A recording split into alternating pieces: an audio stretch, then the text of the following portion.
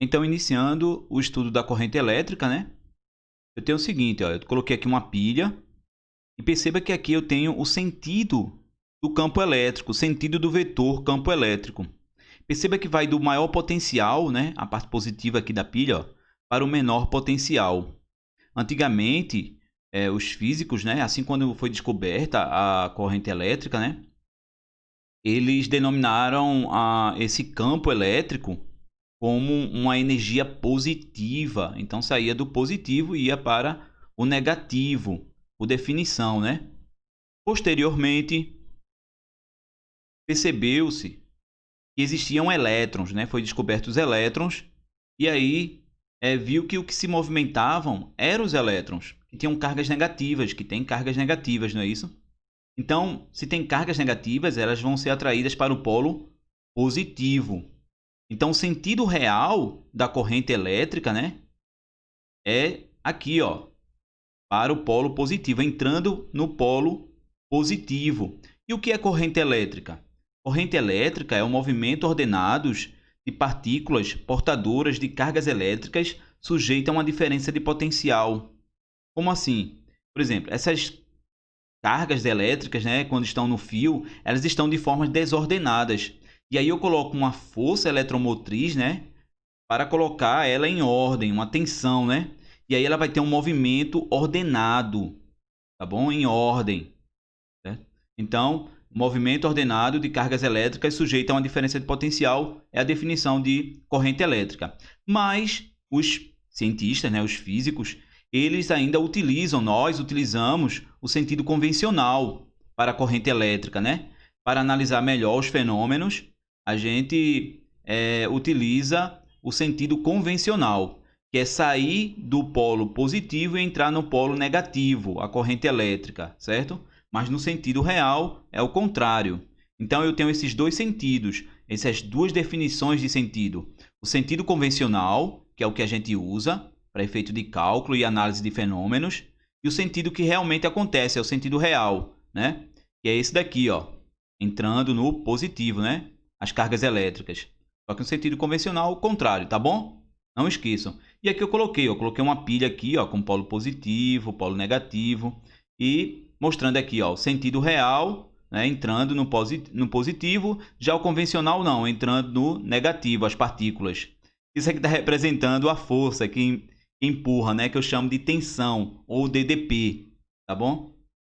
Beleza, vamos lá. Então aqui eu tenho um fio, né, representando aqui a corrente elétrica, o movimento da corrente elétrica, né? O sentido da corrente elétrica. Um I aqui, ó, com essa setinha. Agora perceba que a gente analisa a direção e o sentido da corrente elétrica contrário ao movimento real das cargas, né? Ó. A carga, vou até colocar aqui os polos, né? Positivo e negativo, para que você entenda. Aqui é o polo positivo e aqui é o polo negativo, ó.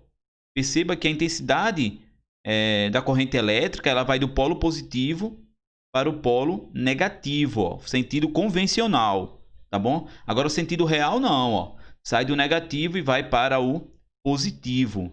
Isso aqui essa representação aqui é numa área da seção transversal. É como se eu estivesse partindo no meio para analisar a quantidade de cargas que passam aí. E a quantidade de cargas que passam em 1 segundo, nós temos 1 ampere. O que é isso? Veja só, gente. A unidade de medida, né, da corrente elétrica, né, ela é definida da seguinte forma, ó, como amperes. Mas deixa eu anotar aqui para vocês. Ó. Então, a intensidade média é a variação da carga sobre a variação do tempo. Ó, né? Que a unidade, como eu falei, ó, unidade de medida. Isso aqui é para representar a unidade. Ó, certo? Esse colchete aqui. Ó. A unidade da corrente elétrica, ou intensidade da corrente elétrica, é o coulomb por segundo. Ó. Aqui, ó, coulomb, porque é a quantidade de carga, né, a variação da carga que passa em 1 segundo, ó, por segundo. Tá bom? Então, é a variação da carga sobre a variação do tempo. Aí eu defino a intensidade média da corrente elétrica. Então, a intensidade, a unidade da intensidade, é o coulomb por segundo, que também é definido por amperes, certo? Em homenagem ao cientista francês, o cientista André-Henri Ampère, ó. Eu vou colocar aqui o ampere. Um ciclo assim, ó, contrário, ó. Aí, beleza. E aí, vamos lá. Vamos agora para um quiz. E agora no quiz, ó, eu tenho aqui uma bateria, eu tenho uma lâmpada que está dificultando a passagem da corrente elétrica aqui, mas aí isso vai ser para o próximo assunto, certo? Resistência elétrica. Então o que importa é o seguinte, eu tenho uma bateria aqui e eu tenho um movimento aqui, ó, para cá e para cá, ó. Nesse sentido aqui eu tenho verde e nesse sentido aqui, ó, eu tenho azul, certo? Eu tenho polo positivo, polo negativo da bateria. Eu quero saber qual cor está representando o sentido convencional da corrente elétrica, da intensidade da corrente elétrica. Eu quero saber qual cor. É o azul ou o verde? Você vai ter o tempo de 1 minuto para responder qual o sentido convencional da corrente elétrica. É o azul ou verde? Valendo!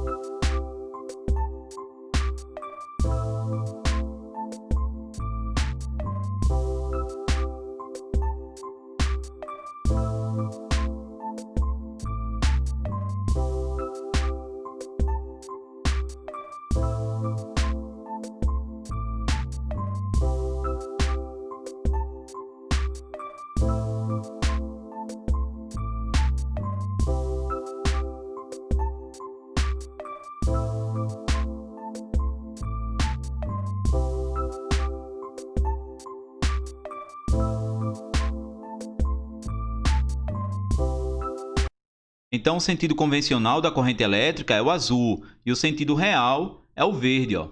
Perceba que no sentido convencional, ele é contrário ao verde, por quê? Porque nós definimos o sentido convencional como sentido do campo elétrico, certo?